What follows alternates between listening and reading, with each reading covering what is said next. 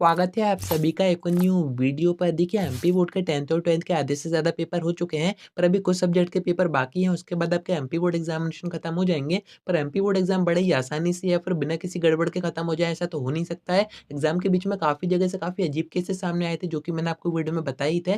पर अभी जो केस सामने आया है उसको सुनकर तो आप खुद ही कहोगे कि ऐसा कैसे हो सकता है, एंड ये अभी तक हो रहा था तो इसको रोका क्यों नहीं गया। क्योंकि जो बच्चे वाकई पूरे सेशन में पढ़ाई करते हैं, मेहनत करते हैं, अपनी दम पर एग्जाम दे के आते हैं, वो यहाँ पर मेरिट में आ नहीं पाते हैं। पर ऐसे बच्चे मेरिट में बड़ी आसानी से आ जाते हैं। पूरा केस क्या है आगे आपको बताता हूँ, वीडियो में एंड तक बने रहिए। नहीं तो सब्सक्राइब ज़रूर से कर दीजिएगा, नोटिफ़िकेशन आइकन ऑन करके रखिएगा। एमपी बोर्ड एग्जामिनेशन की सारी अपडेट्स आप तक टाइम पर पहुँच जाएँगी। अब देखिए अपडेट सामने आ रही है, इसमें आपको बताया जा रहा है कि परीक्षा केंद्र के अध्यक्ष, सहायक व 4 शिक्षकों को सस्पेंड किया गया है। अब इनको सस्पेंड क्यों किया गया है, तो आप सब यही सोच रहे होंगे कि ये बच्चों को चीटिंग वगैरह करवा रहे होंगे या फिर कोई फर्जी काम कर रहे होंगे, जबकि ऐसा कुछ भी नहीं हुआ है। जो हुआ है वो तो काफ़ी ज़्यादा अजीब है, वो आप सुनोगे तो काफ़ी ज़्यादा शॉक हो जाओगे। कुछ और भी अपडेट सामने आ रही है, यहाँ पे भी स्क्रीन पर देख ही रहे हैं। आप चाहें तो वीडियो पॉज़ करके पूरी अपडेट पढ़ सकते हैं। बाकी मैं आपको बताता हूँ कि मैटर हुआ क्या है, क्योंकि सीधा-सीधा नुकसान उन बच्चों के साथ है, जो कि पूरे सेशन में वाक़ई पढ़ाई कर रहे थे, मेहनत कर रहे थे, अपनी दम पर एग्ज़ाम दे के आ रहे हैं, सोच रहे हैं कि हमारे अच्छे मार्क्स आएँगे, हमारा भी नाम होगा, हमारा भी नाम मेरिट में आएगा। पर टीचर्स की इन हरकतों की वजह से उनकी पूरी मेहनत खराब हो जाती है। जो बच्चे वाक़ई डिज़र्व करते हैं, वो मेरिट में आते नहीं हैं,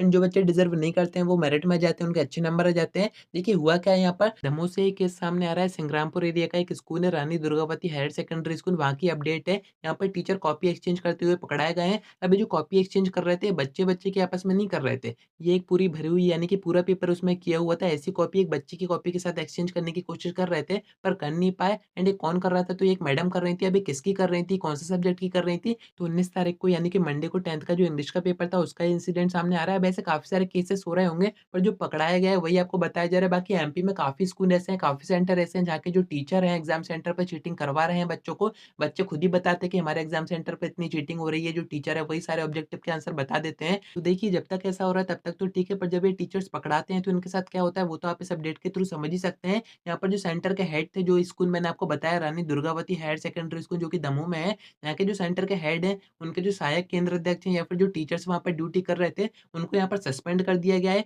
एंड ये जो टीचर्स पकड़ा है या फिर जो सेंटर के हेड है, इनके ऊपर केस वगैरह बना है, ये इनकी खुद की मिस्टेक के कारण नहीं बना। इनको तो ये पता भी नहीं था कि ये सब क्या हो रहा है। वहाँ की टीचर थी एक, जो कि मैडम ही थी, जो कि वहाँ पे ड्यूटी वगैरह कर रही थी या फिर उसी स्कूल की वो स्टाफ वगैरह में होंगी। तो इन मैडम का बेटा भी उसी स्कूल में एग्ज़ाम दे रहा था, यानी कि इंग्लिश का पेपर दे रहा था, उसका एग्ज़ाम सेंटर भी वही था, एंड मैडम भी वहीं की थी। तो मैडम ने किया क्या कि अपने बेटे की आंसर शीट एक्सचेंज करी, यानी कि बोर्ड एग्ज़ामिनेशन की कॉपी एक्सचेंज करी, अपने पास रखी, घर गई, पूरा पेपर उसमें किया, इंग्लिश का पेपर भी उनके पास था। जब इनको पकड़ा गया तो इनके पास कॉपी भी पाई गई, एंड इंग्लिश का जो पेपर था वो भी पाया गया, एंड पूरा इंग्लिश का पेपर उसमें किया गया था। अब ये कोशिश क्या कर रही थी कि जिस कॉपी में इन्होंने पूरा इंग्लिश का पेपर किया हुआ है, उस कॉपी को अपने बेटे की कॉपी के साथ एक्सचेंज कर दें। जैसे ही ये सेंटर पर आई, स्कार्फ वगैरह बाँध के, टीचर तो ये वहीं की थी, तो एंट्री इनको दे दी गई थी बीच में ही। बाकी बाहर आपको पता ही है कि पुलिस वगैरह की सिक्योरिटी होती है, ऐसे कोई भी अंदर नहीं आ सकता है। पर ये वहीं की टीचर थी, अंदर आ गई, इनके पास कॉपी भी थी, पर वहाँ का एक व्यक्ति था, उसको शक हो गया। अब हुआ क्या था, ये जो चीज़ हो रही थी वो काफ़ी दिनों से हो रही थी। कुछ बच्चों को ये पता था, उनको डाउट वगैरह था, उन्होंने शिकायत भी की थी। इस कारण से ये जो मैडम थी, जो कि ऐसा करने की कोशिश कर रही थी या फिर ये कई बार कर चुकी होंगी,